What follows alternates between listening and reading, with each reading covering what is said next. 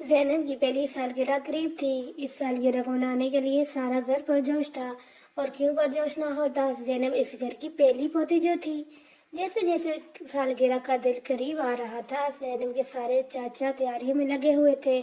زینب کے والدین اور دادا دادی زینب کی سالگرہ بڑے دھوم دھام سے منانا چاہتے تھے۔ زینب کے والد نہال احمد نے سارے کمرے کو وائٹ واش کروا لیا تھا۔ ادھر زینب کی مما نے بھی زینب کے لیے خوبصورت جوڑے بنائے ہوئے تھے جو زینب نے اپنی پہلی سالگرہ پر زیب تین کرنے تھے۔ ایک دن زینب کے چاچو اور پھوپھا سالگرہ کے حوالے سے انتظاموں کو حتمی شکل دینے کے لیے آئے تو سب نے ان کو سالگرہ کی پارٹی کے بارے میں جوش و خروش سے بتا رہے تھے۔ ابھی یہ باتیں ہو رہی تھی کہ زینب کے بھائی روحان نے کہا، ارے آپ کو معلوم ہے ہمارے محلے میں تیسری گلی میں ایک زینب رہتی ہے، اس کی بھی سالگرہ ہماری زینب کی سالگرہ سے 2 دن پہلے آتی ہے۔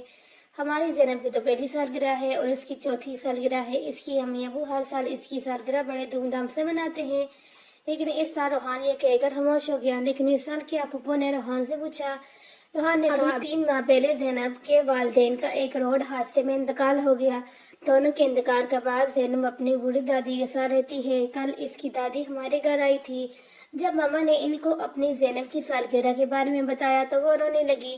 روحان کی یہ بات سن کر پھپھو نے کچھ سوچا اور روحان سے کہا، تم مجھے ان کے گھر لے چلو۔ وہ انہیں دوسری زینب کے گھر لے گئے۔ زینب کی دادی سے کچھ بات کی جسے سن کر وہ خاموش ہو گئی۔ واپس آ کر پھپھو نے اپنے والد سے کچھ بات کی۔ ان کی بات سن کر انہوں نے زینب کے والدین سے کچھ کہا اور پھر سب کو اپنے اپنے کمرے میں بلا لیا۔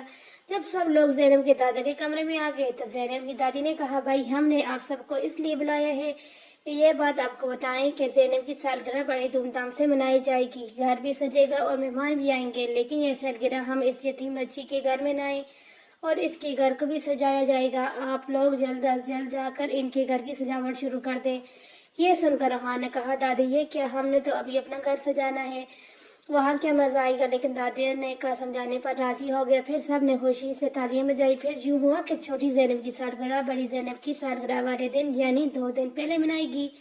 گھر بھی سجایا گیا، خوب لائٹیں و غباریں لگائی گئی اور پھر چھوٹی زینب نے بڑی زینب کے ساتھ مل کر سالگرہ کا بڑا سا کیک کاٹا۔ بڑی زینب اور اس کی دادی بہت خوش تھی۔ چھوٹی زینب کی دادی نے سالگرہ میں دیے گئے تحفے دونوں میں آدھے آدھے بانٹ دیے۔ بڑی زینب بھی بہت شاداں تھی۔ اس کی دادی یہ سب دیکھ کر رونے لگی۔ چھوٹی زینب کی دادی نے ان کو محبت سے گلے لگا لیا۔ پھر کھانے کے بعد دادا نے سب مہمانوں کے ساتھ یہ اعلان کیا کہ آج سے بڑی زینب بھی ہماری پوتی ہے۔ میں اس کی کفالت کروں گا اور اس کی پڑھائی کھانے پینے کا سارا خرچ اٹھاؤں گا، بلکہ ہر سال چھوٹی زینب اور بڑی زینب کی سالگرہ بھی ہم سب ایک ساتھ مل کر ہی منائیں گے۔ یہ اعلان سن کر تمام مہمان بہت ہی خوش ہوئے۔ سب نے زوردار تالیاں بجائی۔ بڑی زینب اور اس کی دادی کی خوشی تو دیکھنے والی تھی۔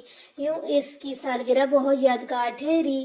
اس طرح ہمیں دوسروں کا بھی خیال رکھنا چاہیے، صرف اپنا ہی نہیں۔